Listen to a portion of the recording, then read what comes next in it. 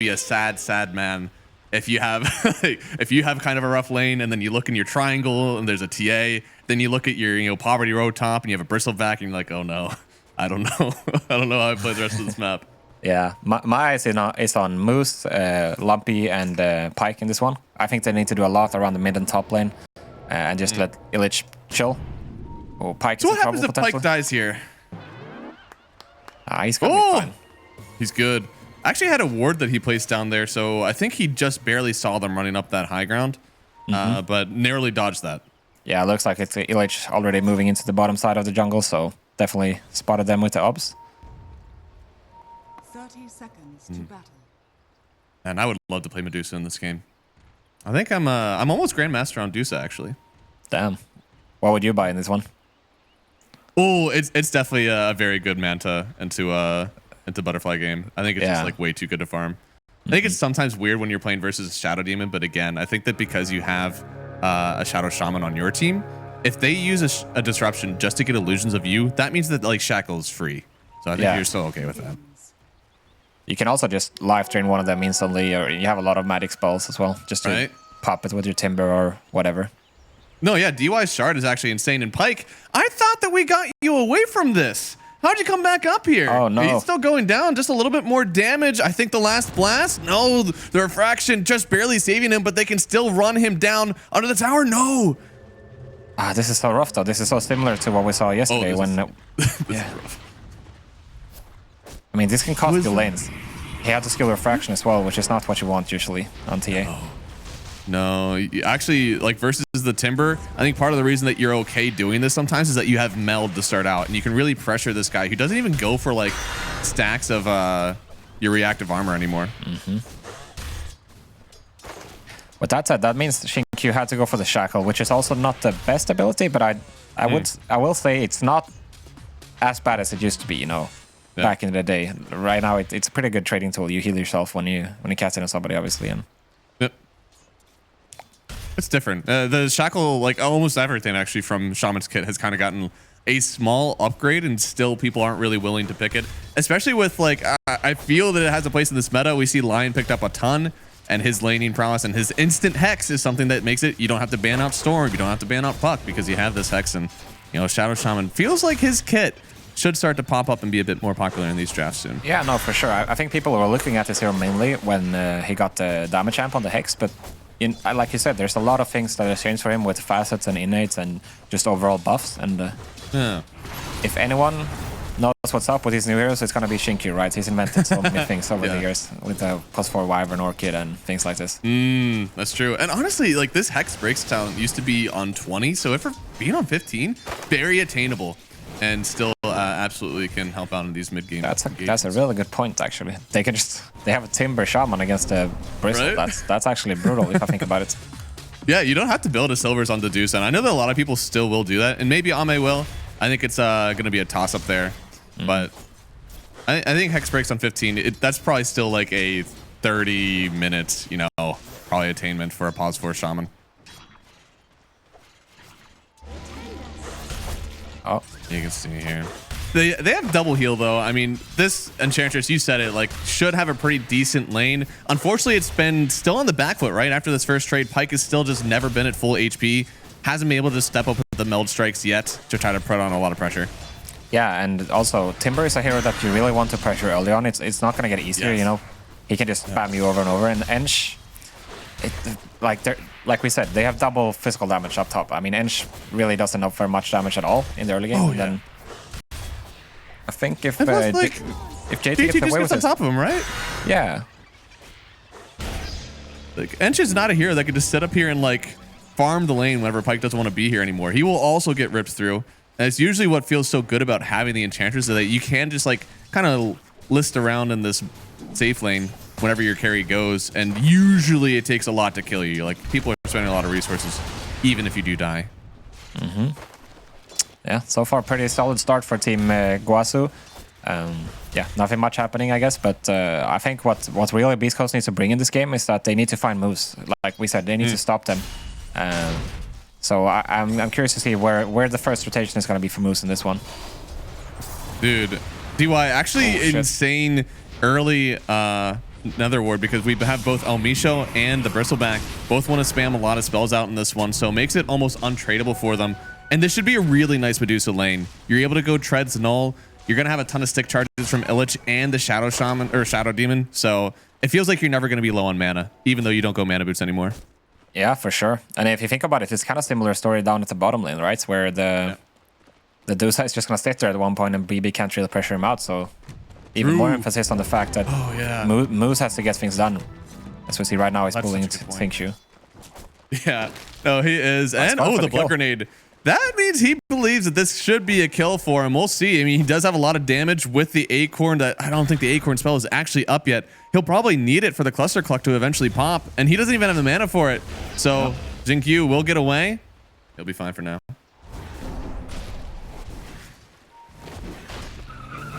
Lumpy. I mean, there's a ton of denies here. I feel like Kikyo shouldn't have had this great of a lane versus the Tiny to start out. Because, Tree Throw doesn't take a lot of mana. Yeah, it doesn't. The problem for Tiny, though, is that he has no base armor, right? So he'll just get constantly poked from the invo.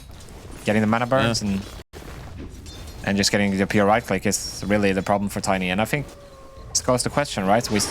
I mentioned it in the draft, I think, but I saw this matchup, the exact same matchup played from between Kiyotaka and Nisha yesterday, and it didn't look great there. So I wonder what's going to be different now. But so far, not much has come. But we'll see if the Enge decides to show up for the rune fight or something like that. That could definitely be the difference maker. Dude, DY. Just solo pressuring this Bristleback, and with the wave on top of him too. That's a lot of confidence there. And Ame already starting to pop up with his CS here, 34 for him, and his items are just so great. Again, like I think everything that he gets is another very discreet increase in his power, and early illusions gonna allow him to hold this lane even better. I mean, look at his inventory. He has Mango, Lotus, and full Magic Wand down at the bottom lane. It's like, how are we gonna bring this guy down? It's gonna take so much. And he's gonna play for the 6-minute rune. It's so important for the Medusa. We'll actually just like let the wave get pushed in for that Lotus, too powerful, and then they get the DD on the Pugna. That is important. Invo doesn't really need the runes so much, but the key is that the Tiny needs them a lot. Oh, I'm a solo kill. Oh my lord. Okay. Well, that is even better for the Dusa and this first pick hero that they thought was going to be really confident that they can play around. Unfortunately, already struggling versus this Medusa in the safe lane. And Ame, man, he's going to run with this. Yeah, that's not a good sign, unfortunately. First blood solo kill for the Dusa, which already, top CS in the game. They're going to make it go on JT right here. I'm not sure if they're going to have enough, but we'll see. And they have a lot of damage with the meld, but JT, look at how far he goes. Dude, almost had it. That would have been insane if they got it, but JT does get away here, and he's just kind of trying to hold, and he's still top 4 CS in a lane that, again, should be a little bit more pressured for him. DY trying for the rune. Can they punish him? Yeah. No, not really. Illich is not ready. And they'll gotta make sure that they don't lose any of those wisdoms. And this, even the Evoker out leveling his Tiny counterparts, and Tiny is gonna be one that has to make these side lane moves. Gotta try to shut down both of these heroes. I mean, Timber is gonna be largely Tiny's, focus for a while, since he's the only really magic imp that they have. Yeah.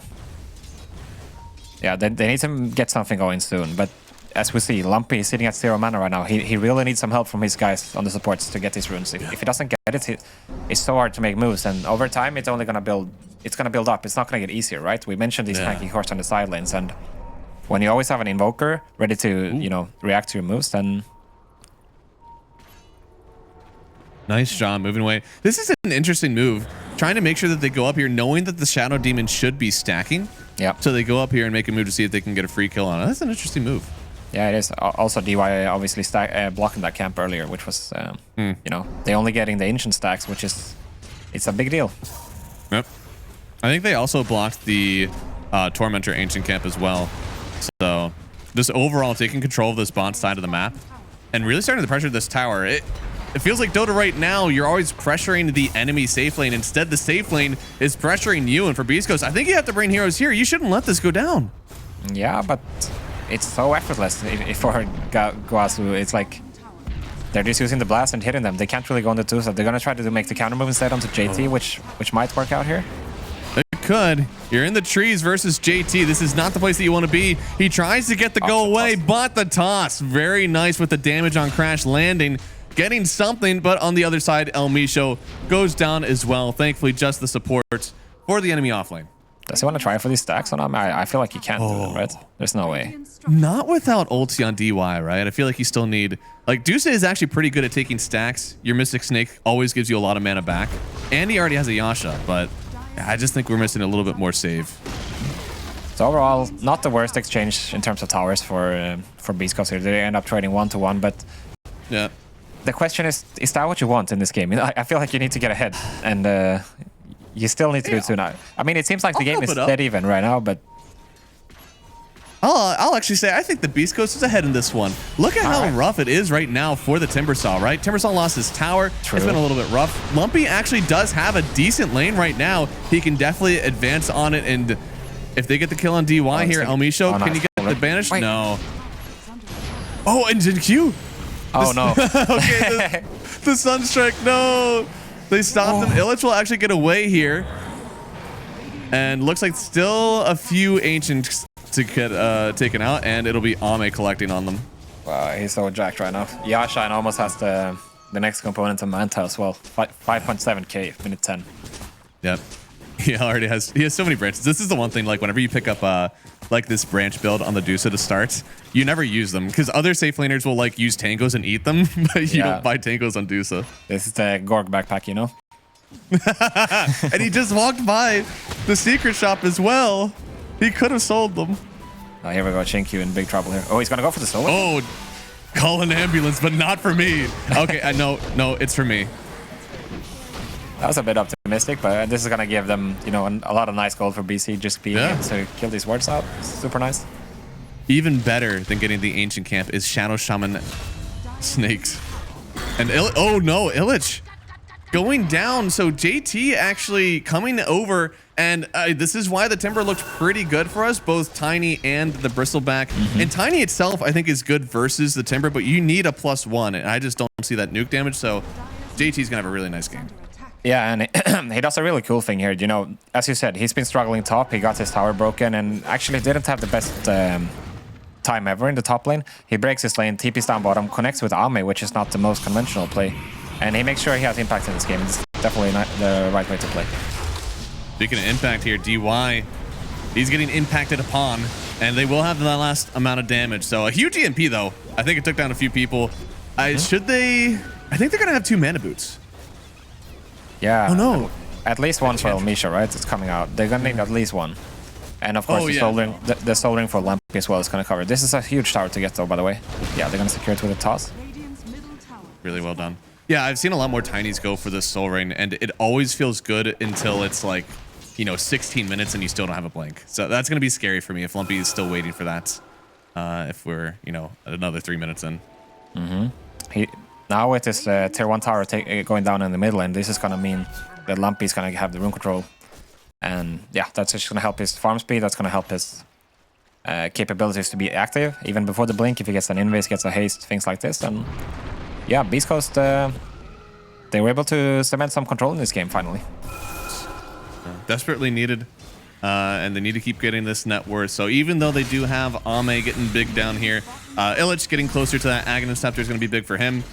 Any amount of net worth on Pyke is going to be great because that's going to be essentially your Roshan. I don't think that he's really a participant in this game until he has like Deso Blink. So he's really just making sure he can secure Roche for Illich to run down the map early. Yeah, this is really nice for BC. They're sure that Gaozu don't want to defend his tower, and at the same time, you know, getting a tower trade, it's not easy because you have this TA sitting top. They're going to try for it in the mid lane, but I think this is not going to be enough. Yeah, I don't... using the Forge Spirit to actually tank so the snakes don't get hit. And El Misho, actually, I think he needs to create illusions of himself if he really wants to kill these as fast as possible, but... That would be cool, yeah. Yeah, without the partner... Oh, good. Yeah, without the partner, they're not able to get this tower, and then, you know, tier 1 versus no tier 1 in the mid lane is always a big deal in Dota, especially when nighttime hits. It just enables you to cross around the map so much better. The smoke, you know, the routes you can make they're just so much faster. So yeah, it feels like the cores. You can see here, JT wants to make something happen. This time, the Sunstrike and the Shackle, they line up. They'll get the kill. But, you know, JT and Kikyo, like, these are aggressive cores. You don't want to be just sitting back and farming. But on the other side, Beast Coast, they have Bristle and TA, have very discrete timings they want to hit. So they do want to just farm it up. And an early Blink Dagger from Lumpy, thanks to all this gold that he's gotten, could make something happen here. Looks like he will have the damage on this Pugna. Gets a nice kill and maybe even securing them a triangle engagement against Gaozu.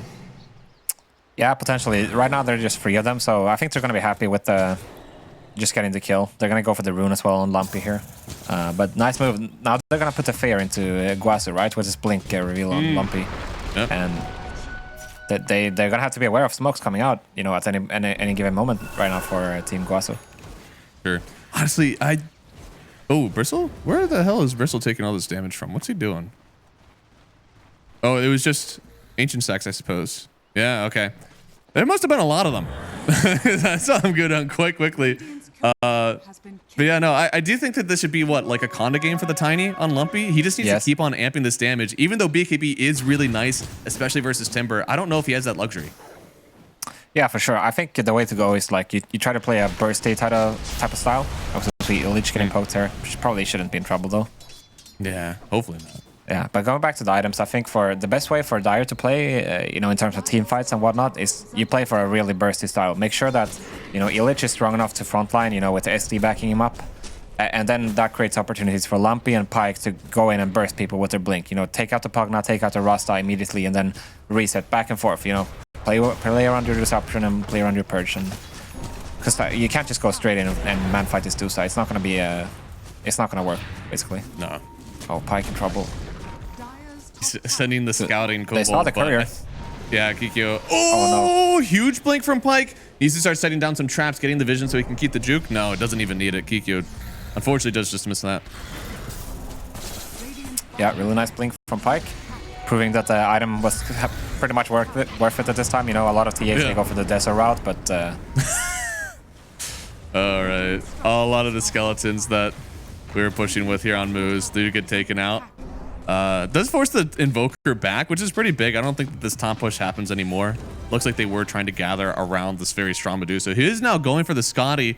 They're trying to get I'm JT. guessing that they want to be a little bit more aggressive, and you can see here JT, oh, the banish, making sure he's not getting away from this one. Now they have a little bit of heal from DY. They have to focus back on the Pugna, but with his own decrep, he's fine for now. They'll escape on the Timber Saw, drop down the snakes, but an instant avalanche in from the Tiny, making sure they can't lock in on Illich, but Ame might just have the damage anyways. They have it. They can't take down JT, and thanks to Ame showing up pretty early in this engagement, they'll parry back what Beast Coast have been coming forward with.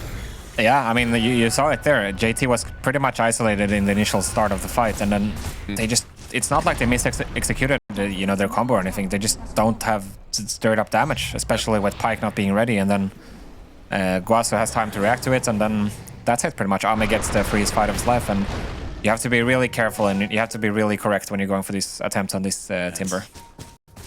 Absolutely. Even though they do have the Disseminate takes down a percentage of HP, only 2 points in it there for the Shadow Demon, just not really able to offer enough burst for them.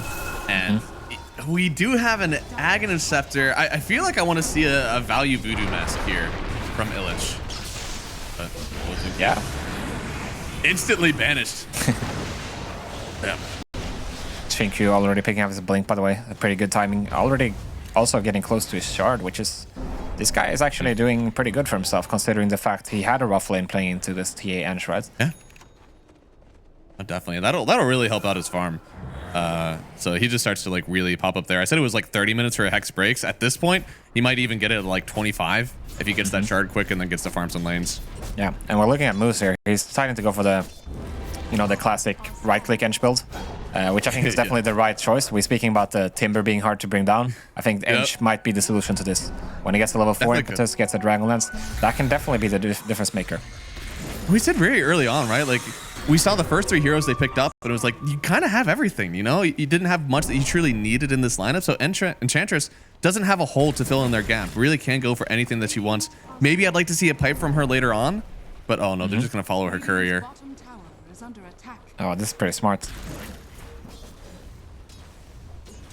Ike is going to be even the first one to show. They still should have the Shadow Demon save here.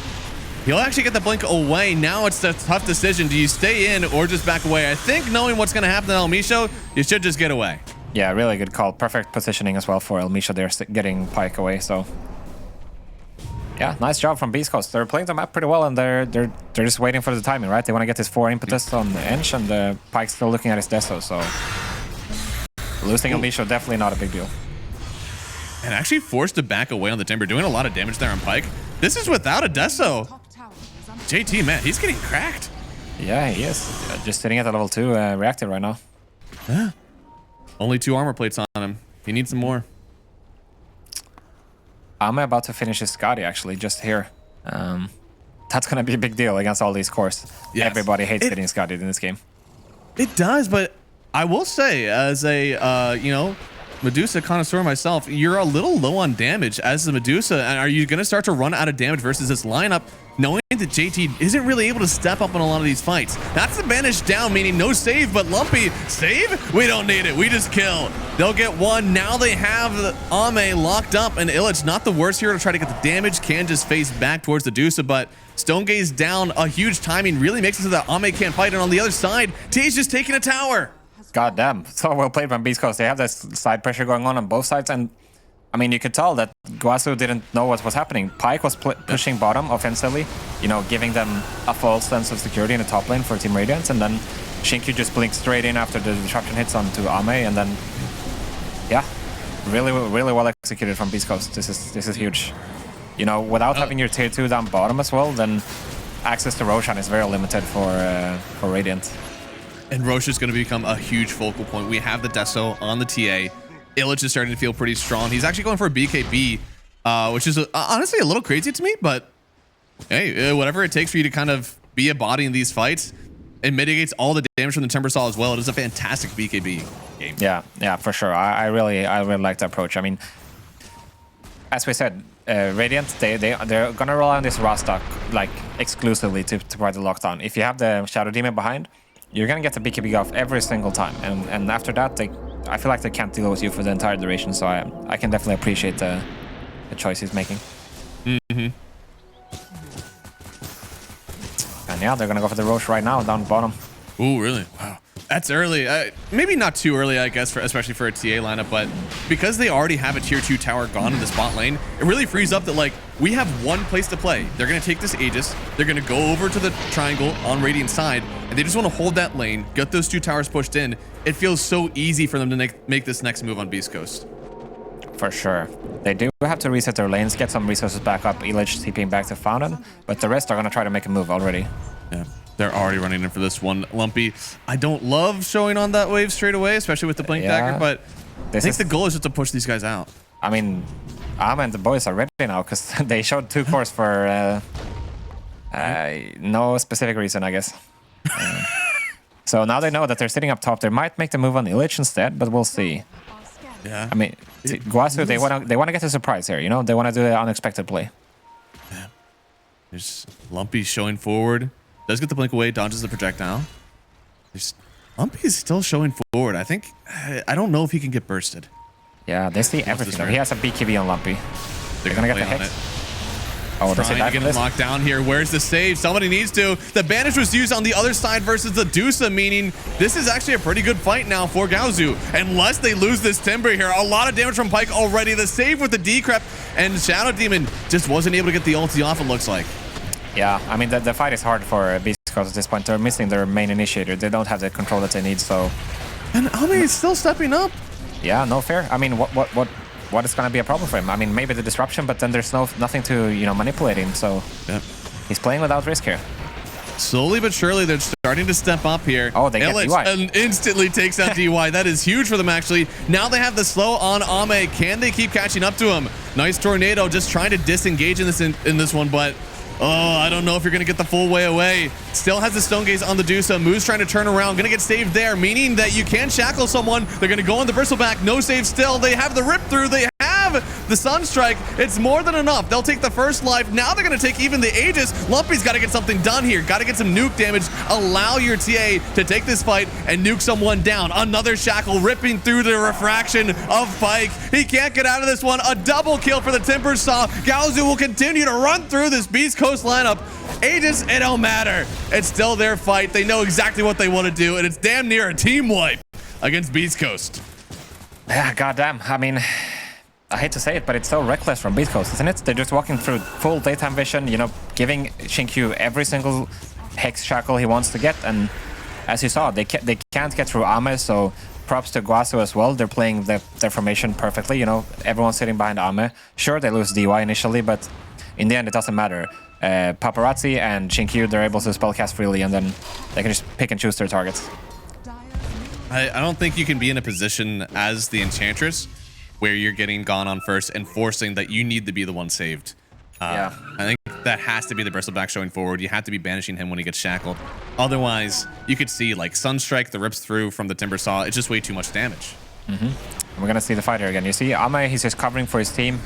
Lumpy's still dead, by the way. And then you see Beast Coast, they're really trying to get through here, but hitting the TA high ground like this, and then as you say, as soon as the disruption comes out, that's your cue for Xinkyu to just go in for the shackle on BB. He just instantly pops to all the vessel and all the timber damage, and then after this, the fight is kind of... It's strange for Beast Coast, right? You have your TA getting caught like this. I'm just now looking at the tiny items. I was wondering, like, man, I thought that he'd have a little bit more damage, maybe nuking out one of these supports, but he went BKB, which is fine. I'll accept that, but now he's actually going Echo, going more in for physical damage versus this Dusa, versus his Timber. What's the idea there? I mean, I guess it has some synergy with the minus armor provided from BB and TA, so I guess I can see it that way, but it's not going to help with the Dusa, really. The only thing I can think about it is, like, it's good for killing the Rasta and the Pagna, but even then, wouldn't you want Kanda over it? Right? Man, maybe I'm just, maybe I love Kanda too much. Maybe I have a flaw. I mean, I guess the item was nerfed, right, in the recent patch, so that could have something to do with it. But it's good. Not. Oh, El Micho, not even going to get to save himself. So right now, it feels like it is Gaozu's map now. I don't see how they lose it. And Aghanim Scepter picked up by the Dusa. That's some interesting tech. It's usually what you do versus someone who makes illusions of your hero, because you get that damage amp on your snake when you stone people, and that's not something that Shadow Shaman can get when he makes illusions of you. For sure, a good choice. And as we see, oh, they're going. Oh, they're going all the way in. There's no save from the Shadow Shaman. He's forced about the BKB immediately here. Xinkyu in pretty deep. He's going to get tossed up. The cluster clock will end, and that's a nice one kill. Can they get anything more off of it? Jesus This Christ. is their fight for Beast Coast. They have no supports on Gaozu anymore. If it can't do it now, you're not going to do it ever. So LH's going in, pops the BKB, will not get EMP'd, and Ame in so much danger. No Aegis for him. He's just gone. They're trying to TP away. Oh, CJT, thanks to the poison from El Micho, they'll banish him up. Can they get this kill? There's a lot of trees around, but JT getting tossed on up. Another kill for them. 4 gone. The Invoker, the only one to survive the onslaught from Beast Coast. Damn, what I mean, good reaction from Lumpy, first of all, getting the BKB off like that.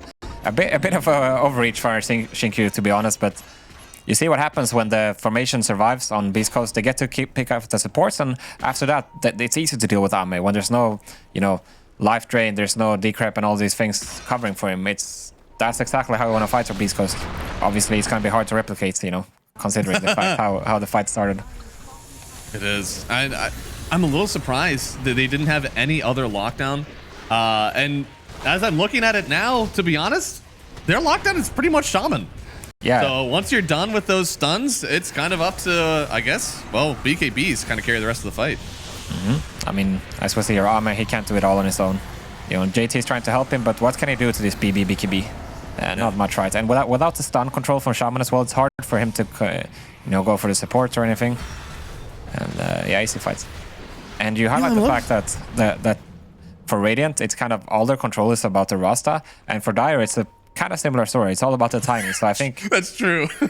that's a key factor to understand in these fights. Like if you get either one of these out, then the fight is you can move freely, basically. No, that's definitely true. I didn't think about like how clutch the Tiny really is in these fights. And Lumpy, we did say a lot of this game is going to be on him, but more with the handoff, I thought. Instead, it's still going to be him. He's got to be the one that's forcing BKBs out. Ame so far hasn't been pressured to get a BKB, and as a Dusa, you love not having to build one because of how expensive your items really are. And he's going Kaya Sanj on the Dusa. Very strange, isn't it? We were sure he was going to go for the fast butterfly this game, but he went completely different approach. I'm totally down for doing something that creates damage without making your illusions invincible. But this is still strange. I mean, I wouldn't be too worried about illusions if I'm Radiant even, right? Like you have Pugna to deal with them, you can hex them if you really need to. You have Timber as well to kill them easily. Right? Pugna Shard is crazy for illusion clear. I mean, you damn near can't pick an illusion hero at all. He already has it. In my head, yeah, Ame, that's not something you really need to worry about. I am so surprised. Yeah, I mean, maybe a bit of overthinking for their side. I'm not sure exactly what the idea is, but I feel like the butterfly, it's so juicy. It has to be against this triple. I mean, also against the Ench, right? Pretty much everybody on Dire. No, literally, like, it is very nice. And now we're creating an opportunity that maybe Beast Coast can find themselves a good footing on the map before Roshan is up. And thanks to that TA innate, they know when Roshan's going to be up by the second. Mm-hmm. Got a DD on Lumpy. Oh my. I think they can catch Ame here. Yeah, he only has DY to back him up. Does have the snake initially. Ame, they don't want to commit too hard. They know what can happen. That's the banish. Now I'm worried, but Lumpy going in, wanted to find DY. Instead, does get the glimmer off. Ame's trying to run away from this one. Still has the Stone Gaze to use, and you need to get the BKB off on Bristleback. He's going to lose a lot of his mana. Gets forced that forward. Sunstrike won't connect. This could still be a very good fight for Beast Coast, but they have to kite this one away from the snake wards. Yeah, this is a bit strange, because you definitely don't want to go for Ame, like, straight up here, and then nope. Everyone sees everything. This is the middle of daytime, so... Yeah, you gotta go play by your wards. In fact, they're just out of here. They know that Roshan isn't up for a minute and a half. There's no reason for them to still play up here. Yeah, for sure. And you saw it here. They got the disruption on Dusa, but instantly Pugna just kills all of the illusions, right? Wow. I guess that was necessary. I guess so. I mean, it's it'll be up at the next Rosh fight, so... Yeah, I mean, lucky for them, like you said, they know when it's gonna happen because of TA, but and the boys, they have to feel confident protecting the area now. As we saw, the SD illusions, they're not really that much of a threat when the Netherward shard is up. Yeah. So him frontlining him should be fairly simple. Illich, you are a bold man, and he doesn't have his lifesteal yet either. So there's no Bloodstone. He could die. He can get ripped through, and I'm worried for him. Mm-hmm. Yeah, like you say, no lifesteal, definitely. I mean, he's getting it anyway from the Paladin sword, luckily for him. Is that enough? Maybe it's enough. Okay, this is interesting for Beast Coast. They're doing the approach we saw Pyrovision do yesterday, where you go to attack objectives while the rush is happening, trying to force a mistake. I feel like this is a really good move. If you're not sure about how you're gonna take the fight at the bottom, you might not take it at all. Oh, they got the Ame TP back. Do they know this? He's here. They get the blink away from the Shadow Demon, but that does mean Move's in a little bit of danger. Forced all the way forward. He's only level 14, so no Hex breaks, but this is a lot of magic damage. They don't really need the break just yet on Moves. Yep, so it should just be at tier 2 and an Enchantress, and then go back to Roshan for Radiant, I have to imagine, right? It's up now, as we speak. No, still a 6,000 net worth lead, but Gaozu, they're not really playing like it. It feels like they're definitely still in control of the map right now, especially with the Enchantress down. You're going to start TPing bottom on pretty much everybody because they want to go right in for this Timber. Do they have the damage? Do they have the control here? Hexed up on the Tiny. JT is able to get one Timber chain away. Even the heal on the other side from DY, but they're going to toss them away from the save. Still, Tornado coming through. Ame using the Stone Gaze, sectioning everybody away here. El Micho gets rooted up by the Gorgon's Grasp, and he's gone. Yeah, I mean, Beast Coast, they tried for the Timber. I guess they assumed that Gaozu wasn't gonna be there in time, but you have to know that they're coming to the Roche, right? What else are they gonna do? And now that there's no disruption, there's no stopping Shinkyu really. No, and JT going all the way forward. Chakrams all over the place. They can't step up on this one. Ame, even though he doesn't have Stone Gaze, still feels pretty confident to take this tower. Are they gonna go high ground, or is it gonna be the Roshan? Feels like it should be Roche. High ground is still a bit spooky. Yeah, it is, but they're not stopping. Can drop the wards here? Yep. Yeah, they don't really have the greatest way to clear wards unless they have illusions down, and so far, no illusions created, so that's going to be one tower. They could take racks at this point, knowing that there's not a whole lot of pressure coming through. Yeah, this push is fast, even without the Pugna Nether Blast. Ame's committing for it. They still have a fortification. I wonder if they're going to commit it. You have to look in the back line. Oh, jumping all the way around. They actually get the kill on ZinQ. Now Elmisho forced to kind of back away. There's still going to be JT on top of him, but no, but the silence. Thanks to the trap here. Maybe they can get the kill on the Timbersaw. Another silence coming through, but Ame will create a wall between the two of them. Gonna buy back on ZinQ. He does not have an avenue to TP in. He's gonna have to run the whole way from this bot outpost. Yeah, the question is how is beastcoast gonna get around them, because there's still an opportunity until Shinkyu gets here. I guess that's the end of the fight, yeah. They don't see an angle. No, I don't think so. Oh, that's a big courier, actually. Is that almost the entire Aether Lens? Yeah. Aether Lens completely gone now for another 2 minutes. And Ame, we said, yo, we love to see just pressure the racks. So Pyke is going to hit a tier 3 and Ame is going to hit racks, which clearly benefits Ame. He might not even leave. Yeah, he's trying to get away now to defend, but can they stop him is the question. Insane tower trade, but Illich. Yeah, it is happening all over. Good luck, observer. I have no idea where the action is going to actually happen. They're playing all over the map right now. I mean, well played from Gaozu, getting that racks for nothing, right? But now it's going to be Dire racing. They have a bit of control about top, right? They need to be fast on Radiant to get there. And it's up. And they only have buyback on... Well, really, the Enchantress. So even though this is your outpost... Oh, I guess they have it on Tiny as well. Even if you die, you don't have a lot of people that are coming back in pipe. Like, oh, be careful, brother. Look at the blink away. Tornado splits the difference. Look how confident Ame is. He's very confident. They're going to try to make illusions of him, but DY... Yep, drop the ward. Take the illusions. Lumpy does find him, though. Maybe that's their way to try to find out where this Pugna is. He gets locked up for a second, gets forced out forward, has the BKB to use. They will end up killing the Shaman, and now DY in danger as well. Silence up so he can't protect himself, but Pyke has a Timber on top of him. Same with the Dusa. That was Stone Gaze. They'll end up killing another support. Has the buyback on DY. There's no buy on the Shaman. So far, they have the advantage, but he's so low still on Elmisho. It's as if he's not in the fight anyways. Yeah, it's overall so scattered now. I feel like beastcoast, they have to be happy with what they got right now. Double support die back in the last 2 minutes, and Ame and the boys, they shouldn't be able to go for the Roshan at this point, right? I think you have enough time for beastcoast to reset, get your mana and HP back up, and then contest the Rosh from there. Man, I actually love... I don't know. I might be okay with using the Banish first on the Dusa, forcing DY to show himself in Lumpy.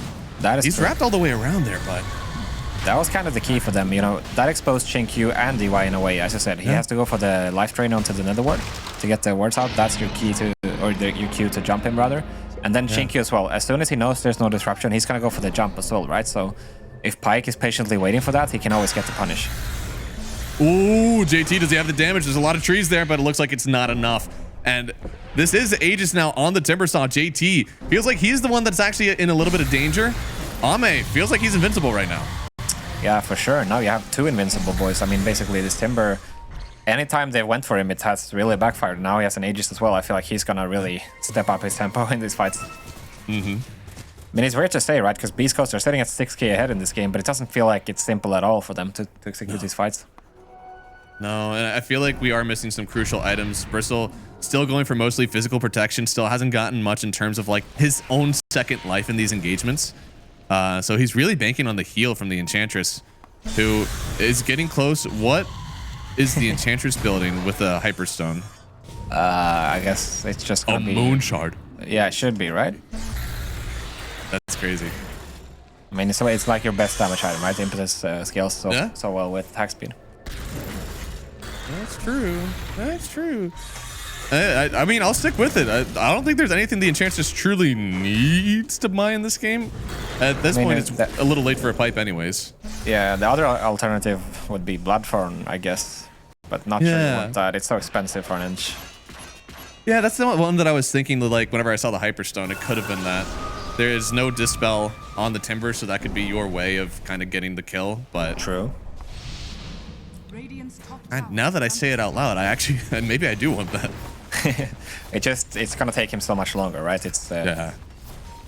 the Bloodfond cost you 6.6k Hyperstone, or the Moonshard is 4k, so yeah, it's gonna be more of the same here. Pyke is gonna try to pressure top lane, and Ame is gonna go down mid. Yeah, with the snakes too. There should be another set of racks here from the mid lane.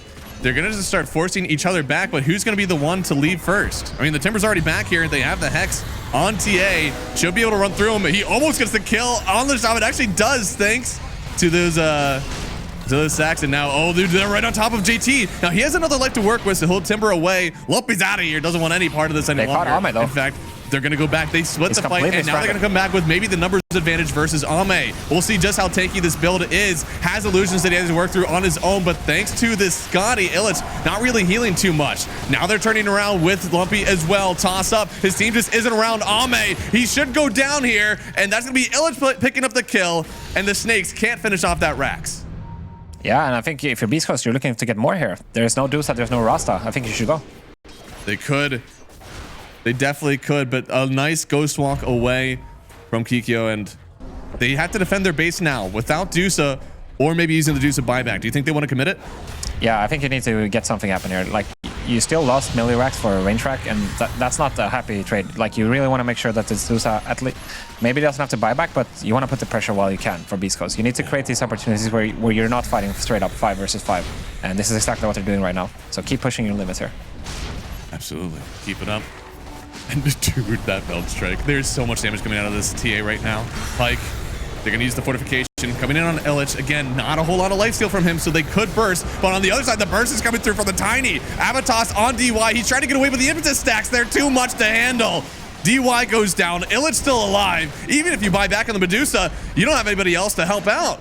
Now they're going to try. No, can they get Megas here? This feels too much. I mean, their push is so fast. They have AC and Desto. It's such a tough choice for Ame. He's going to give up the Megas. Dude, instant Hex in, but he still has the rune. Look at how much damage they do to ZinQ. He's gone. Avatos up on the Invoker. He's gone. Ame is here. But where's the rest of the team? Where's the support? They're still at Aegis on JT, but they just take Megas and they can walk away from this one. Yeah. They'll continue to just snipe out JT. A little bit more damage on Pyke. They don't have it. It's the first life of the Timbersaw. Ame will try to push them out of the base after the Kikyo buyback, but Beast Coast, you don't have to stay here. You can just BKB, TP away, and you're very happy. Oh man, the push is so fast. Like, we're speaking about the no Bloodstone build on the Bristle, and it pays off big time here, going for the AC instead. I mean, did you see how fast that was? Ame was like respawning in 40 seconds as they were hitting the mid-racks, and then they just get Megas off it. Huge props to Beast Coast. We were even thinking about, should he even go for this? And that's the game-winning move right there. I mean, Right? Yeah. We've also been speaking this whole time about, you know, not having straight up 5 versus 5 fights and like clear keys how to execute them. Instead, they're just playing the split push game. You know, making sure that everybody on Radiant TP's back. Ame is stranded, getting the kill on him initially, and then transitioning that into more. And this is it's so well done, actually. No, it's so, and to watch it, like, it happens so fast. If you're playing in that engagement where you see like both teams are pushing, the first one to TP back is the one that feels like you're kind of losing the engagement, because they TP back to defend their base. They left Ame there, which means on the other side, Beast Coast gets the TP back and find whoever is left. So it really, like, it's so well done from them to get that catch out, and it really snowballed from killing Ame in the mid lane, literally snowballed to Megas. And yeah, I mean, right now, I mean, the game, obviously, it's not over yet. They have Dusa late game and the Timbersaw. They can easily deal with Megas. The problem is just, how are you going to transition the game? Right now, Beast Coast, they decide everything. Like, every single engagement is going to come from their own decisions. And yeah, you can wait for whatever you want right now for Beast Coast. You can wait for Roshan, you can wait for items, but you're going to have to break them at some point as well. I know it's easy to say when you're looking at a team with Megas, but I'm starting to have even more doubts on this Kaya Yasha from, or sorry, the Sanj Yasha from, it's not Sanj Yasha, it's Sanj Kaya. Maybe I'm just going to stop now. I mean, I'm with you. I feel like this butterfly came way too late, right? I feel like it should have been a second item. Because imagine how well the push could have been executed if he had, you know, The carry damage. items. Yeah, you're just like completely getting out damaged by the TA. They were able to take racks and towers so much faster. Ame just wasn't kind of able to keep up with it, and now we're getting a rapier towards the end here, and it will be damaged. And honestly, maybe with the rapier, this build is okay again. But man, I would love to have had some sort of damage item before we got to this point. I mean, beastcoast is setting up for it here, but they really don't want to go on Ame. The key is still to get DY or Shinkyu out of the equation right away. Illich has a... Dude, this guy is allergic to spell lifesteal, but damn, is it working. Yeah, the refresher bristleback. I mean, that's going to help him a lot, I guess. Yeah, zero spell life. No damage from Timber, right? Since the way that Ame built this, he's not dealing damage to the Timber or to the Bristle anymore. It's really just JT to take down Illich, and without BKB, there's just nothing to do to him. Smoke up from Radiant to protect their backline. Oh, they're looking for it. JT's forward, jumps in instantly. Moves could go down here, but look at like from the low ground, they're still killing him. Ame's gonna step on forward, still has yet to use his stone gaze, but now have a toss on the backside. Lumpy trying to get the kill on the Timber Saw. He's silenced up. He gets the Shiva's out, but that's gonna be it for him. Still silenced and stunned on Lumpy. He's gone now. Maybe with the rapier on Ame, he can turn this one around. They get the link up on El Micho. He's not able to save himself. He'll fall as well. Gaozu, they're kind of taking down beastcoast. They're going to buy back on 2. They really want to commit for this one. End up killing Xinkyu. He does not have buyback just yet, although he does. On Ame now. Dude, yeah, can they get him here? He's got a lot of mana to work with. He still has damage thanks to the rapier, but they're just pincering him on all 3 sides. Ame trying to keep them back. Lumpy's coming though, and Omicho is here as well. I feel like they're going to commit in a second. He doesn't want him though. He wants to go on the backside. He wants to find anybody down here. He finds the Shaman, gets the kill. That means there's no break on the board, freeing up a little bit more of the game for Illich now. Yeah, and DY is in so much trouble now. He can't protect himself against this, and then Ame running out of mana as well. Oh, trying to turn on Pyke. Pyke could go down here, but the Meld Strike, it takes down Ame. Rapier's going to be his for Pyke, and they might not wait. It's GG, game number 1, going to Beast Coast, weathering through what I would say is actually an outdraft versus Gaozu, and they take the game. Yeah, no, for sure. This was not an easy many plays happening until the Batrider blink, really, right? Like, Lina is not a hero that is known for his rotating prowess, and so it's a bit slower pace for them this game, but it looks safe and steady. Provided they have good laning phase, I feel like it's gonna be smooth sailing for them. But yeah, I think we've said it before, but a lot of this game is gonna come down to how well Lumpy can, you know, do in this early game. All right, that's it. I'm going to Dota2 Pro Tracker. Why are gyrocopters continuing to go after Burner? Why? Maybe Yatro is doing it, and that's why, something like that. It might just be that. I feel like I see the Afterburner do like pretty well in the laning stage, and then I never see it again. It's like every time I wish I had double impact. So this is a big ET spirit here. That is huge. Unfortunately, they can't stomp it, but look at him. Hit him with the briefcase, buddy. Oh, Lumpy's in. Oh, they're turning? That's a big stun, actually. El Micho is just like right-clicking for his life. That's 3 runes for Radiant, though. That's true. And they can still get the kill, maybe. It's gotta stay. Yeah. Oh, no. Oh, they get the kill, Pyke. Holy, no, you don't get that one with double impact. Yeah, that's a nice start for Pyke. He's gonna get a really fast Falcon Blade based off this, and that's gonna help him in the top lane a lot. Yeah. Gyrocopter might be the best hero in this meta to go for this like wand triple branch, because you want to go straight in for that Falcon Blade. You don't want to get any like extra stat items. You really just want mana and damage. Yeah. So then after that, he'll ferry out these tangos. Any damage that he takes before the tangos come out get healed up real easily with a triple branch plus tango sentry. It's really nice. Yeah, it's super nice. I think ever since they changed the mana cost on Barrage to be flat 85, that the mana is you need it all the time. So nice. So nice. And so far, I mean, this has been a pretty decent lane already, taking it to this Underlord, and it only gets better, right? Man, Ellis is getting beaten. Yeah. This is without the passive on DY. This is just a briefcase.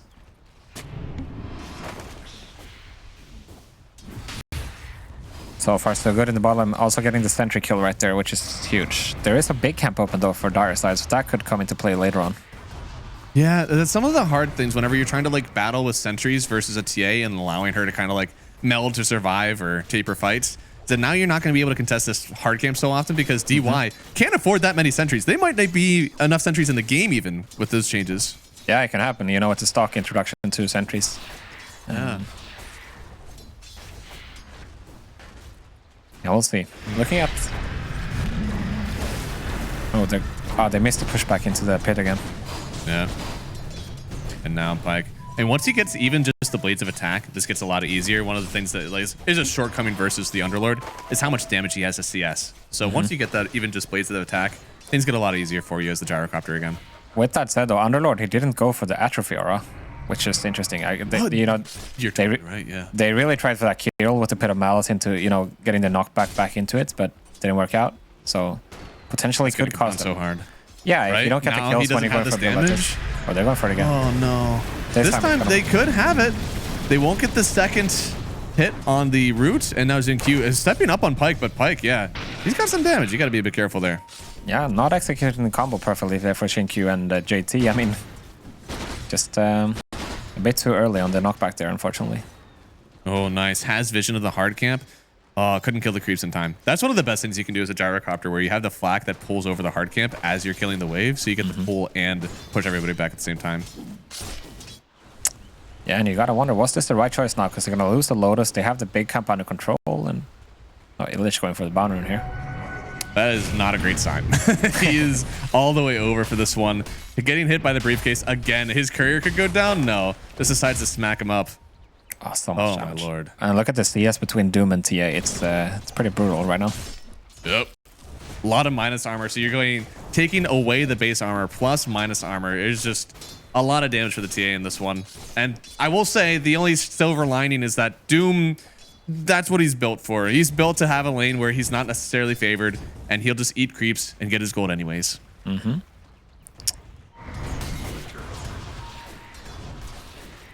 Yeah, not but the it does best mean that frame. Ame should have like a huge startup. We saw last time Pike getting his items was really important. It's the same way here for Ame.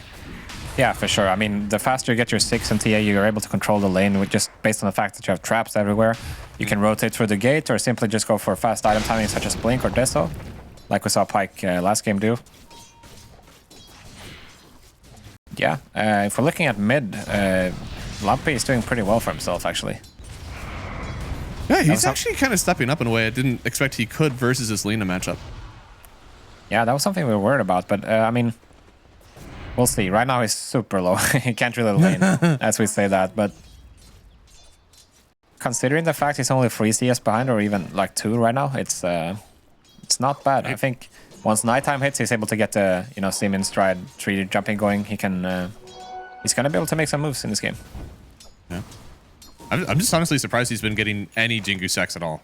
Like I've actually seen him under his tower with the stacks, which means he's able to lifesteal off his Q, which is crazy. Illich. Yeah, I don't know. I don't know if you can be too aggressive here, but that is what the line is for. Making sure that you get that Earth Spike down. And do they want to chase the Rame here? For it. They have the Hex. Sure. The briefcase is wearing out. Illich. Oh, Lumpy's here. That's why. That's why. I see. No way you can do that by yourself. Lumpy will end up getting himself the Jingu stacks to help out with that lifesteal. A nice rotation down from the monkey, and Lina cannot replicate that. Lumpy's going back into bottom. At the same time, they're going on Xingqiu. I don't think this is going to work out. So more likely going on Ame here bottom. There it is. A lot of damage already. The Elder Titan isn't back just yet. A little bit more damage. The Meld Strike connects, forcing Lumpy back. He went for the Fabled double kill. Just couldn't get it. And now that's a lot of resources down, trying to make this happen. Meanwhile, Lina's just free farming in the mid lane. Yeah, this is definitely going to be a costly minute or two for Lumpy here. Xingqiu has rotated over bottom. Lumpy decided to TP back to base, so we're going to see if he can get the rune or not here. But I think this play down bottom, at least for Illich and the guys, is over. Xingqiu is still trying to make it happen, but I feel like it has to be rune time now, right? Should be. That does mean that like this Batrider, hopefully they're able to kind of survive. If Batrider gets the kill on Illich, it'll be very sad overall. And DY. Oh my lord. Smacking him so hard. Yep. Does have the phase boots near ready now. Lumpy, yeah, dude, Xingqiu went the whole way over.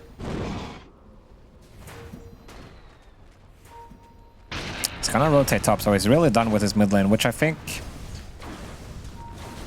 can be a good choice, but it has to work out at the same time because this is not time spent farming. Let's see if they can get his kill and potentially the wisdom as well. Yep. Needs to get out of that pit before he can hit again. The damage feels really lacking right now. And now he wants to stay here for the wisdom rune, but like, yeah, right. They're losing towers. Xingqiu has just been playing in the mid lane now. Bottom as well. Illich is getting super pushed out, so there's a lot of pressure coming out for Gaozu for this. I mean, yeah, they're not even going to get the bottom wisdom as a result. Oh no. Yeah, that's pretty big. That means they'll trade the wisdoms, even giving it over to Ame. So the only silver lining here is that your gyrocopter is farmed, and he's going to continue to get farmed thanks to the Crystal Maiden that's been helping him out. So once again, instead of pressuring the offlane or the safe lane towers, it's actually the safe laners who are pressuring the offlane towers. I mean, we did praise Lumpy how well he was able to do in the early game, but now he's really falling behind right now. Oh yeah. No, and both him and the Doom. Ooh. Yeah, the Doom is like, it's more okay just because based on the fact that he can recover, but I think for Monkey it's not going to be easy to recover. No, and Xingqiu doing a lot of deep here. Everybody's coming from East Coast. It is. Now Pyke coming in, trying to save them on this one. He's not able to escape the sleep. Ame, though, wants to turn around on him, will not have the damage. They'll get another kill. It's a double for him. Can he make it a triple? Get 3 there, buddy boy. Gets a triple on the gyrocopter. Now turning on to Kikyo. He's losing his stats right now. Isn't on top of him. Oh, no. Missed the pre-dance. Oof. If they got the kill on Lina, that would be huge. It's still really big though. That's a recovery. They were able to defend their tower as well and get a kill onto Ame. So really good job overall. This is what they need to do. They still need to get one more core with some amount of net worth on them. So far, both Doom and the Monkey really far dominant. It feels like the Monkey King is the one that really needs the recovery here. Yeah, for sure. I mean, they cannot afford for him to drop off in terms of item progression and XP. Man. Imagine if there was double strike there. Would have gotten the kill immediately. Then could have ran down on the Lina. I don't know, man. I'm trying to cope it up, but I can't. Oh, they're going on Xingqiu here. Oh, big dodge from Xingqiu, though, and now Lumpy with the DD. This is the kind of recovery that he needs. Not only the Xingqiu stacks, but also that kill. Means that he's almost tangoing with the Underlord's net worth again.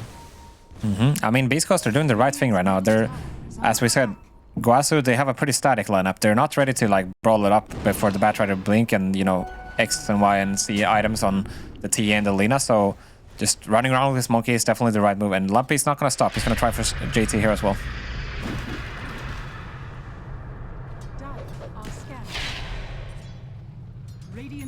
Nice moves from JT. A single pit makes that really easy, huh? Oh, they're trying for... They got the call down. This could be it. We'll get the double hit with the call down as well. Holy moly. I mean, they're going to bring in JT, but without the Lina, it feels like this is already a little bit too much. On the other side, Illich will go down, but Pyke trying to run away from all of this magic damage on Xingqiu. There is no tower here. Looks like they don't care. At the same time, down bottom, Ama gets a solo kill on Illich, looks like. Yeah, oh my god. 1.1k physical damage. Holy moly. Lumpy looks like he'll get the kill here. Wants to get JT. I mean, this is a huge turnaround if they're able to get it. No, the ancient creeps. Yeah, I mean, Lumpy, he's doing what he needs to do. I mean, he's still not recovered completely, but he's looking better than before. And now he's got his face boot, so that's even going to help him more. Yeah, really nice job. And Pyke, of course, is really the winner out of all this. I think if they can get the mid tower here for Beast Coast, that would be sick. That means Monkey can cross map and put so much more pressure. They see Ame, but do they have backup? I don't know. Illich is coming, but it's not 6 yet, I think. No, it's not. Oh, wow. Oh, just... Oh, no. Ooh, whenever I see a few stuns miss like that, it feels like you need to stop, but maybe they still have enough. Sentry gets placed down here. El Misho trying to control them. But Ame, I don't know, under these wards, I don't think they have enough. They will get the kill here first. Now keep on chasing here on the Monkey King. Gets the stun connection on DY.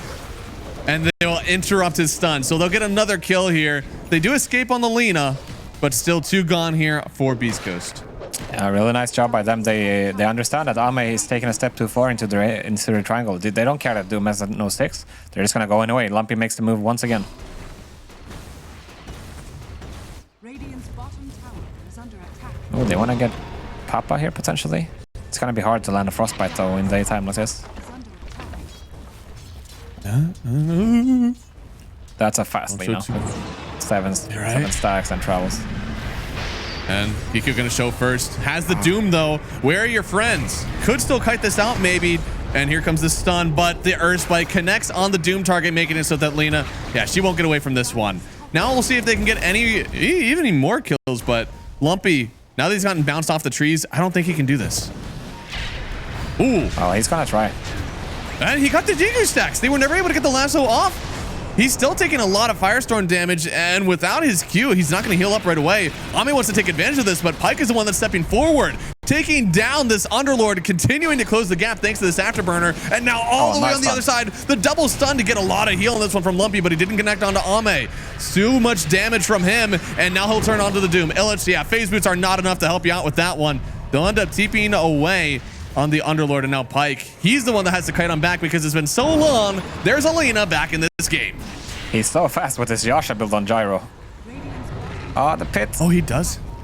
Ooh. Oh, but he's There's no way you dance out of this one. No way. Yeah, that is an interesting build. So he's going Manta style for the root? Yeah, I guess. I mean, he sees the Atos gonna come out for JT here as well, but I'm not sure if Manta Gyro is still the way to go. It feels so weak, right? The illusions, they don't do much. Yeah. No, I don't. This does not spark joy. Oh, are they going for it? Oh, no. Oh, no. He's Trying trying. to dodge it out. The Rain of Ice is cool, but it's not enough, and Moose has to back out from this one. It was a good attempt from him, but they needed that stun to land. Yeah, Chinkyu is now with And, illusion as well. no. He stepped too far forward. Thought the rest of the team was going to be able to help him out on this one. Instead, it's going to be Lumpy. He is just owning this game after a laning stage that was so subpar for him, and he's just going all over the map. Yeah, this Mana's no fair. Sometimes, you know, it's not the items needed, it's the heart and the initiative, and it's really bringing it. Amen. Oh man, he's doing so much. What is his kill participation right now? It's at, yeah, it's sitting at 9 kills, 504. He hasn't died? What a baller. No way. And he's gonna, that's crazy. yeah, and he's going for the Maelstrom build as well, like no corrosion, no Echo Saber or Diffu or anything. He's going to straight farming item, which is nice. It's kind of like, it's gonna help him farm more. It's gonna help him do damage, and with the pace of this game moving currently, they're gonna have this really nice Tricore combined with the Lion. I think things are looking pretty good for Beast Coast right now. This is some tech. I'm excited to see where this build goes. I have to imagine that as a gyrocopter, you would want to go for Mjolnir, right? It shouldn't be a Atos angle in my head. Oh boy, poor guy. Laguna will do that to you. Yeah, it does. But Illich is recovered. I mean, he's still sitting at the bottom of all the course, but he's doing all right considering the fact he's had such a rocky game overall. You know, he got super pressured in the bottom lane, lost his tower early, kept getting ganked over and over. So it could be worse for him, definitely. But I'm not that worried about him. I'm more worried about Lumpy, but as we've seen, he's now overtaken the Lina finally, and he's got his Maelstrom online. I feel like he's gonna do just fine from this point. Like, he just needs a BKB now, and then he's gonna be strong. Like, he doesn't really have any fears after that. Yeah, BKB and his shard are both like really important. I wonder if he's gonna finish this Gleipnir actually. I don't know if it's necessary. It feels like Almisha's been getting some really nice stuns to the point that I don't think they need the extra control now. You just need to live. Yeah, I think definitely go for the BKB here if you're Lumpy, but I mean, it depends. If you go for the Gleipnir, then you're for sure not going to 5v5 mode. And the problem with that is that Gaozu, they're gonna go into Roche first in this game. There's no way Beast Coast are gonna be the first ones attempting it, and then if you're not ready for that fight, you might be stuck dodging. And I feel like that's not the style you want to play in this game. Hitting out the ward instantly should get dewarded there. Finally, Crystal Maiden, so that's really nice. About line. It is top Roche though, so if they do want to take Roche now with the TA, you have to get a fight here, and there's still a TP point. Oh, they caught him. Oh, they cut the trees. Instantly having to toss out. But I don't know if he lives in this one. This is your circle for Lumpy, but yeah, even a single Dragon Slave will take him down here. Just way too fragile right now to get started on like that. Really well done to cut him off those trees. Yeah, super heads up from JT. I mean, that's something we didn't really cover in this game, but the gate, it's so good at cutting the trees. And anytime you see him, you can just cut it because it makes you stunned for like 3 seconds, right? And then you have all the time to connect with the portal. As long as you know that the monkey is alone, he's gonna die. Super heads up from JT there. And this will, I don't know, I'm surprised they're not going right in for the Roshan pit. But TA, it looks like she's just not ready to commit to Rosh yet. Thinks that even without it, they can pressure towers. Yeah, I mean, Ame has the items for it, but I guess he's not confident without his Blink Dagger.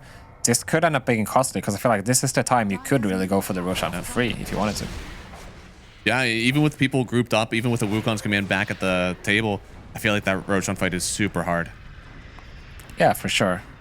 And, I mean, he's moving over slowly, but there's no stress, seems like he really wants his Blink. And yeah, we were asking about the build for Lumpy. He did get his Staff of Wizardry now, so seems like Gleipnir is going to be the choice. He's been playing super sacrificial in this one, right? Like he literally didn't play his lane, so he could play both side lanes. I think this is the same one. He's not really going to care if he lives or dies. He's just going to care that he can lock someone up for Pyke to hit.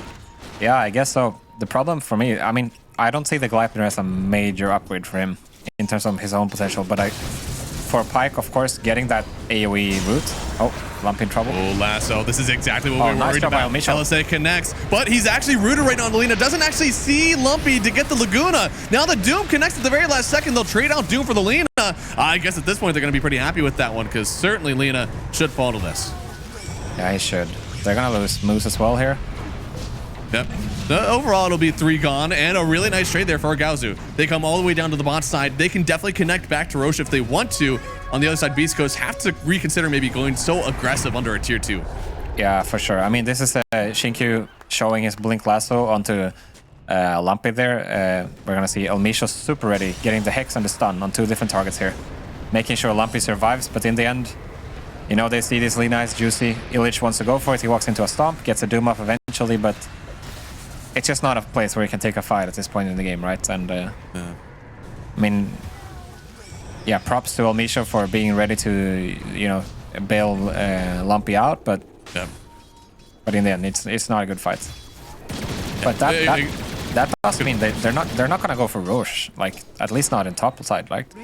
It seems like for Gaozu, they've decided we're gonna do bottom Rosh, and that is more time for Dire to get online and ready. Yeah, BKBs are huge in this one, especially versus an Elder Titan. And Lina, it's okay, but I think what more matters is the vision, of course, versus Lina. I think this should be a really good game for her. I feel like in every way, she shouldn't really be the Doom target. She should be mostly out of control. And almost every one of these heroes, I feel, can just get nuked on down by a Lina combo. Yeah, for sure. I mean, there's a lot of stuff to do with. You have the Lina, you have the ET, you have the Roots, and Batrider on top, TA traps. I feel like BKB has to be so crucial. The Manta is not going to cut it for Pyke here on the gyro. I feel like we're going to regret having that after a while. It's almost like whenever I watched the Kaya Assange from last time, like, you're going to get to the late game and you're going to regret having this in your backpack, I think. Yeah, I mean, it's weird, right? This item, Manta, it's for some heroes like Dusa or TB, it's truly your best farming item. You spam illusions, they're going to clear waves and stuff, but for gyro, it's not the same. You have a way better farming item in your Aghanims, so I'm not sure what the chef is cooking on this one, but I guess we'll see if it pays off or not. Yeah. I've seen the Maelstrom before. That's definitely something that some gyros have done in order to avoid going for the Aghanim Scepter early. It gives you the farm, it gives you the damage, especially versus like illusion heroes. I've seen it. But in this game, he had to do it because he needed a farming item that was cheaper than Axe. It's like the only reason that it's here. Yeah, I could say the Maelstrom then, sure, why not? But this Rosh goes down so quickly. Yeah, the double triple mode kills it so fast. I mean, they're gonna try for it, but I feel like they're not gonna be in time. Shouldn't be. Definitely have enough time to kind of set some bodies up top. Actually, I mean, the monkey. They might find Lina here. Yeah, he's gonna go for it. It's gonna be big. Yeah, Hikyo is gonna get locked up. Does have the LSA to connect on him. He's trying to smoke himself away, but right now Rosh is the focus. They do kill it, give the Aegis over to Ame, but he's still low on the Lina, and they are all behind the pit. They can just keep on jumping forward, find their first target in the trees here. Going to get the Batrider lasso over on the line. Just going to go down immediately here. But that is going to be the first life already on the TA here. They buy back on El Micho. Lina trying to escape, but that means that they will leave Ame away. No, he gets the blink away at the last second. Then gets a huge stomp onto 3. They get the LSA, maybe the nuke on the gyro. They do! Lion just too late to get the stun. Eventually gets a revenge kill. Maybe Lumpy, can he carry this fight without the gyrocopter? Gets another kill here. DY trying to TP away, but he can't get it. Lumpy holds the trophy for his team, and they get a team wipe after the Aegis against Gaozu. Wow, I did not expect that. Holy shit, Lumpy did so much this fight, actually. I mean, in the beginning, we're going to see it here in the replay soon, I'm sure, but he almost solo killed Lina just based on the fact that he has a Gleipnir and he's able to sit on the TP with that smoke, right? Yep. And then Lina is so low. Okay, we're going to see here. Okay, Lina is already around the Roche pit with sitting at 50%. Pike just goes in. He trusts that he's tanky enough with his Manta, with his Hurricane Pike. And they just drop both JT and Ame right away. Yep. You can see Papa is not really playing this fight at all. And then Ame blinks out. Huge stun from DUI. That's going to help Kiku come back in and finish off the gyro. But El Micho buys back and just able to clean him up. Getting the stun on Lina, getting the finger on Bat, and then Ame can't do shit afterwards. And I mean, in a way, you have to credit Pike's build, because what it does, it makes him really tanky. He trusts that he can Manta and Pike away from all these, you know, minus armors and all these roots and stuff, and he feels like he can go in and tank for his team, and this gives Lumpy the fight that he needs to play combined with his Gleipnir. So in that sense, if he wants to play tank on gyro, I can see this build. It actually can make sense. It's pretty cool. Yeah, I suppose so. I feel like there's other ways, like you think about an item that takes you up, an item that has a dispel. Satanic is definitely there, but instead, it doesn't matter what items you have there. You were dead. You're dead to Lina there. Okay, JT, they're not gonna go for it. Oh, they got the cut, get in bottom. They cut him. Rooted up now. Lumpy trying to turn this one. He still has the Gleipnir in 4 seconds, but he's in his own Wukons, and he is dying to the magical damage. Another Meld Strike getting himself away with the shard, though. Maybe there's enough. The stomp, will it connect? It will. They'll get another kill here. After a beautiful fight in the Roche pit, they've played across the map, and Gaozu, they're just winning on every corner. That's so rough for Lumpy. I mean, heads up for on JT again, getting the tree cut with his gate, and then once he's stuck once, he's sitting there in the pit for like 10, 12 seconds, you know? Yeah. And that's, when you don't have a Dispel or a BKB, then yeah, it's hard to do anything about it, really. Yeah, he didn't have his stun up to start there, so I think normally the option would be just stun yourself away, but he had to drop down the Wukons, and by that point, it was just too late. This BKB is going to definitely change the game for him, but it's going to be a little bit slow right now. Yeah, it is, and this is also going to give time for Paparazzi to finish his BKB on the Lina. So yeah, Ame also picking up Daedalus right now. His physical damage is definitely gonna... it's impressive. If he gets the Pike as well for TA, he's gonna be able to manipulate his fights. They're gonna need a Lion or a Root from CM to really hold him down. Really, Lincoln's on Jar. I've seen a lot of people really value Lincoln's versus the Lina. It stops some part of the nuke, whether that's the E-Blade portion, the Lagunic Blade, whatever it is. I mean, there's no E-Blade on Kikyo, so it's certainly going to be value now. I do think, though, you're playing versus a TA. Butterfly obviously feels great. For your second life, especially versus a Gyro or an Elder Titan, you kind of want a Satanic. Yep. And even if you don't want to go a Butterfly, you could even go AC to give you that added armor versus the Elder Titan while still trying to protect yourself versus the TA. And I just don't think he has the slots for all these items. Yeah, maybe the Amor out on the Doom would be the AC, but he's quite poor still. But mentioning Lincoln in as well, we have to consider the fact that there's a Blink Lasso in the game, and that's probably the ultimate reason, right? He's getting it. Yep, no, definitely.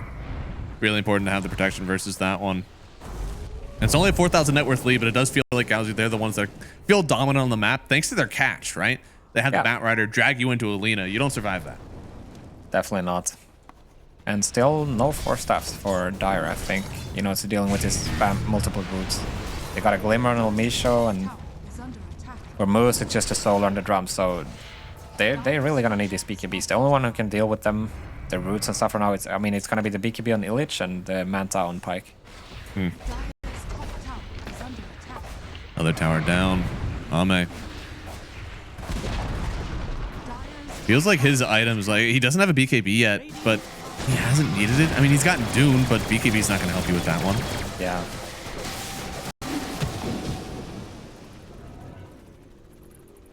Shard for a Misho. I mean, it's a nice upgrade, but not the best ever, I guess. Like, I think the only silver lining is that it means that like you can kind of mana drain wherever, and you're always going to take out the refraction of the TA. that is true. Yeah, didn't think about that.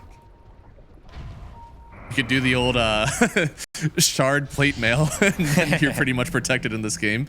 We used to see the triple Wraith Band Lion. That's obviously not True. anymore. JT knows there's a line around here somewhere, but line. Glimmer. They're trying to dance on them. I don't think he's going to get to dance in this. What? He got one hit?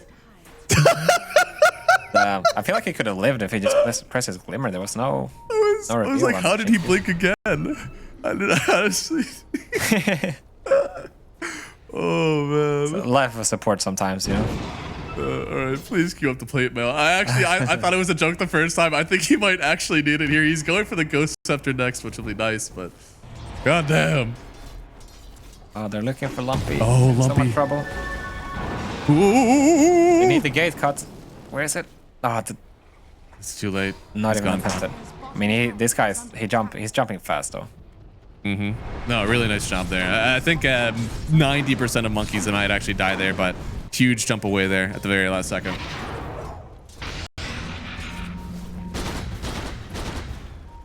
So the game has slowed down quite a fair bit now, which means we're probably going to be looking at the Roche in, you know, it could spawn in potentially 1 minute and 20. And that's where pretty much everybody is going to have their BKBs right. Lumpy's just, oh, he's getting caught again. Right before his BKB timing. You have flown too close to the sun, and that is a DD, Lena. You're gone. Just like the lion. You can't survive that sort of nuke.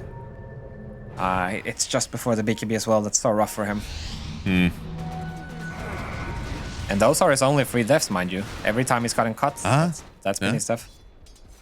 It does limit the global potential on JT right now, but it's still so worth it to cut down the Monkey King's items. He needs the BKB, and every death just pushing that further and further back. They are going to try to surprise them here, but they don't see anything from Beast Coast. Yeah, they're trying to make the unexpected play. They understand that if they give away the Roshan control to Ame and the boys, they're gonna... Oh, he's in trouble. Can they go for it? Oh, Misha, is it gonna be in time? Hex, start up. Lena's around here. Already picked up a regen room, but I don't think that's going to help them out in this one. Easy kill on Ame for them. Did use the Finger of Death, but with no TA, I don't think he can come back and fight this one. And, I mean, Gaozu will know when Roche is up, so they can make a new plan if they want. Yeah, that is huge, actually. That's gonna buy them enough time for Lumpy to get his BKB now, hopefully. And then, you know, whether you have the Doom or not, that's still gonna be a chance for you to fight and contest it this time. Because last time, obviously, they had to give it up. Yeah. I love the gyro items right now. Even honestly, at this point, it looks really strange for a yeah. gyro. It looks more like I wonder that. if he's going to be a based player. You see that he has the, so you have Chop Shop on Gyrocopter. You still have the Falcon Blade, and at this point, you've had it for a while. I wonder if he disassembles it so that he can finish out this crit stick. All right. That is interesting. I mean, it kind of looks like a draw build or something, doesn't it? Right? Nobody told him he was playing Gyrocopter. He actually has a blindfold on, and they just said, play this hero. I mean, he's working out. He's sitting at top net worth right now with pretty good impact as well in this game. Yeah. Oh no, Lumpy again. Monkey again. Oh my goodness. They try to rainbow TP in, and everyone just cancels like, yeah, man, you just died. Every time that you show dancing in the trees, I feel like at this point, Lumpy, you might need to adjust how you're jumping there. Yeah, it's gotta feel so frustrating, right? It feels like JT just has his execute button on him. They know that Roshan won't be up for another minute, so they're allowed to use the portal like that just to take people off the map and continue to ward up and play aggressively. East Coast, they don't have a smoke right now, so contesting this Roshan, especially without Lumpy, looking hard, but obviously Roshan is not up yet, but there's no way for Beast Coast to know that, basically. Yeah. So they gotta be cautious right now. They don't see anything around this map currently. Oh yeah, he went for the AC on Doom. That's the more build, what you were suggesting with the AC for the team. Illich, he really likes his AC, man. He's got the Alpha Wolf as well, of course. That's a lot of damage. Oh yeah. I like the SNY build as well. I think both are very good, especially versus Alina. it's always valuable to have like some core that can stand front with that status resist. Gonna walk on forward moves. You cannot be the first one to show here. Yeah, here we go. The power's gonna be important. Instantly broke on DY. They could find him, pop in the BKB. You are lassoed, and they're gonna bring him up onto the high ground here. He's not able to jump right away, and thanks to this tick damage, he just has to stand up here. And his Wukong's nice force the force staff gets him out. So no BKB for Lumpy, no Wukongs, but they still have the Doom ready to go. That was a buyback on the ET as well. Paparazzi, Gaozu, they want to fight this. They do. They know that Roshan is up now, though. Yeah, I feel like this. They're missing the lasso, pretty much the only thing. But yeah, I feel like if you're Gaozu now, you should go into the Roche pit knowing that there's no Wukong and there's no BKB for Lumpy. But I think beastcoast are not gonna fall over so easily. They still have a lot to go. They'll have Doom. Could find someone here. Crystal Maiden has to be careful. Could get eliminated. Stun does connect, and they don't actually kill Moose. This could be their opportunity to get back into this fight.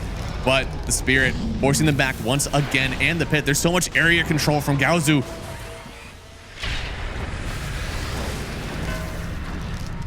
Oh, Illich, I think he gets double rooted here. It might not even matter. He's just going to get the LSA. Need another stun with the BKB from the Lena. And in with the Meld Strike, but a huge Ghost Scepter keeping him alive. Illich has no such power. And then he gets hit by the Psyblade to go down. Pyke has to escape somehow. Getting rooted up, getting slapped, and the Manta. It won't protect you from that much. It is 3 gone, and all just a huge broken up fight going all over for Gaozu. Yeah. Unfortunately for them, Illich doesn't press the BKB. Not sure that it matters, though, because like we see how hard it is for them to walk into these, like, you know, these staircases. Lumpy's actually gonna try to contest this road on his own. He's got every button ready again. He's got vision as well. A bit too early, maybe. Jumps the whole way across, but yeah, stunned up. He's trying to get in for it. He does get the kill on Roach, baby, and he does get the kill. He TP's away. No shot! That was a last already as well. He gets out. You magician! I mean, come on, man. How much more can you ask of this man? What a ball. Oh my god. He has battled through so much adversity in this game, playing against Alina in the laning stage, playing against an Underlord that's cutting his trees, and he still makes a play like that happen without dying. Yeah, this man has no fear. And now they're gonna go for it again. They still have the Doom ready. They want to make this... Ah, it's so hard without the vision. Oh no. Let's get the Hex, but yeah, Ghost Scepter will not protect you from the lane. Then it is the double LSA after the sleep. Oh no. They tried to make a fight happen immediately afterwards, and they are paying for it on Beast Coast. Yeah, I mean, Elmisha's gonna drop her as well. It's just way too hard to do these like normal walks through the staircases, right? So you get rooted or you get stomped into the other, and then LSA, and then yeah, you can't move basically. Yeah. 3 gone. Have to somehow defend this high ground. I don't think it's much the tower. This one's gone. This one is gone indeed. And I wonder if they're done just yet. I feel like they're gonna go for more. They got Fort should protect this. I would even consider pressing it now just so you have limited damage. I think with Lion you can defend this. Yeah, when Lion is up you can, yeah. And they actually don't use the fort. Wow. Bold. Yeah, pretty good poke for Gaozu there. You know, getting that tower low means it's easier to take it down later. All of these pokes matter a lot in Dota, so nice job. And as we're gonna move into nighttime here, I do want to see Gaozu controlling the map still. I don't want to see them falling back completely because they have the upper hand now. They've crossed the river. They're able to get some wards out, but looks like they're taking the passive approach now.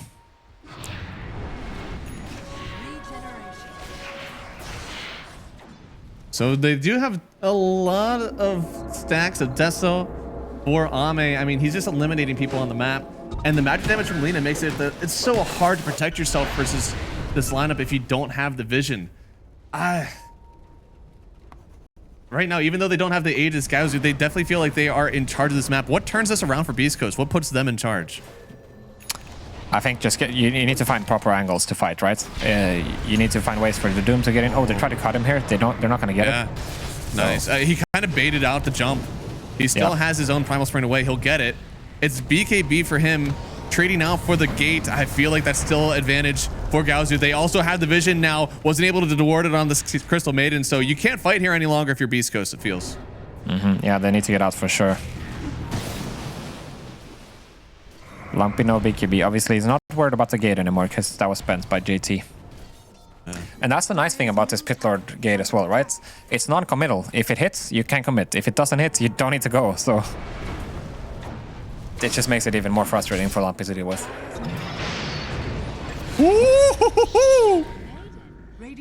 Nice job, Paparazzi, abusing that ward to his maximum there. You know, taking a risk, you could say, but using the tools that they have with that vision.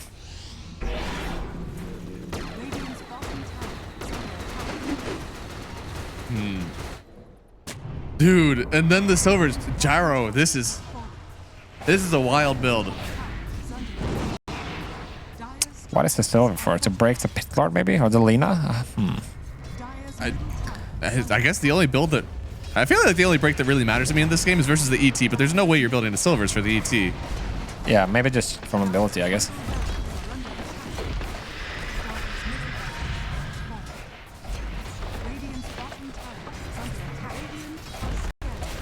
Let's see. Oh, they're trying for it. Oh, they get the Doom. On Malich. There's a lot of protection for him, though. Now they get the Wukons, but I don't think Ame gets out of this one. How much can they take with him? They'll trade away Illich to make this happen, and now Lumpy is in danger. The barriers keeping him alive for now. The armor from the Wukons helping out, too. But so far, they just haven't been able to lock down this monkey. Oh, Pyke, can he even get into this engagement? There's so many pits on the ground. El Misha's just holding the ground, trying to get the EMP to help out his team.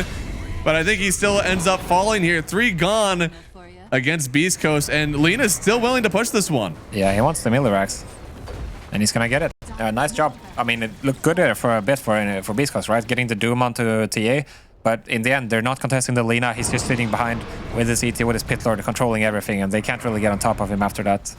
And he's still not done, looks like.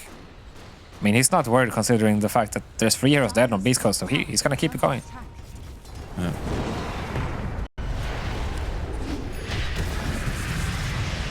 Oh, man. Lina. Still turning around. Did manage to break that rocket in time. Octarine course well finished, and 25 for Paparazzi here on the Lina, which is... he's getting scary, man. Laguna damage into barrier for the 25. Oh no. Oh boy. Monkey King just instantly gone. El Micho, yeah, there's nothing you can do to save him from that one. The Glimmer's putting in work, but eventually he still should die, it seems. The EMP, not enough to keep him around. He'll have to back out. Without Monkey, you can't take this fight. Yeah, dude, he almost one-shot the Monkey with the E-Blade and the Laguna there. I mean, this guy he's popping right now. They need to find Lina, but all the vision belongs to Gaozu. Not just their map control, but also the spirit that keeps following Illich around, exposing him, showing exactly where he's at. Can they kill this Batrider? The Pavis making it very difficult, and now, dude, the Laguna just taking down the line. Not a chance for him to survive on that one. Oh, using that Manta a little bit too quick on Pyke. Now he's exposed. He has to run back into the base because they lost Illich again without using Doom.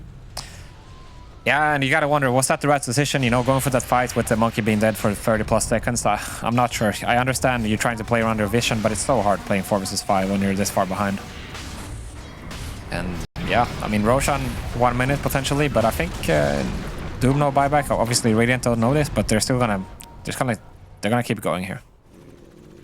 Yeah, no reason to not keep hitting the high ground, and they see Pyke here. They know there's no gyro around. They'll take this for free. Certainly looks like it here. With Illich being down, I'm not sure they have much of a fight in them for Beast Coast. This TA build continues to get better and better. Still plenty that he can add on to this one. You can get rid of your boots now that you have Swift Link and the Hurricane Bike. You got plenty of momentum. Oh, they're going for it. Are they going to try to make this happen? Oh, no. No BKB for the Monkey now. Chinky is looking. Hurricane Pike still at the ready here for the gyrocopter. You're getting pushed into the pit from this Underlord. Can they actually lock in on Ame? He goes back in for the gyrocopter. A big melt strike. Does it connect? No. Barely able to survive on that one. On the other side, they did use Wukong's command, trying to take down this Lina. Doomed up. Do they have the residual damage? They do. They'll trade away from moves, and they might trade even more. Lumpy trying to turn himself around with the stun. The Glimmer could keep him alive for now, but the side blade hit. And now they'll connect onto Pyke as well. Can he get into the base? He will. Buyback coming out for Lina as well, and that's a dieback on CM. No, Ame, you monster. Can you get another one here? Blinked in pretty deep, but the Lina is still around protecting her team. Doom going down once more. They're in their fountain. They're trying to survive, but they have no mercy. Ame, another Psyblade hit. He's using these traps to perfection. And Pyke is trying. Oh, the melt bash. Is he even gonna make it? Oh no, he gets to force that forward. He's in the base, but the damage is too much. Another kill. Ame is fountain farming Beast Coast. Yeah, I mean, that has to be it. I mean, nice try from Beast Coast, but holy shit, so many plays coming out from Radiant here, and Ame especially, he's doing everything in this last fight. He's so good. Ame, like, absolutely took over this game. From one-shotting Lions to using side blades to connect and kill the Monkey King in his fountain. I mean,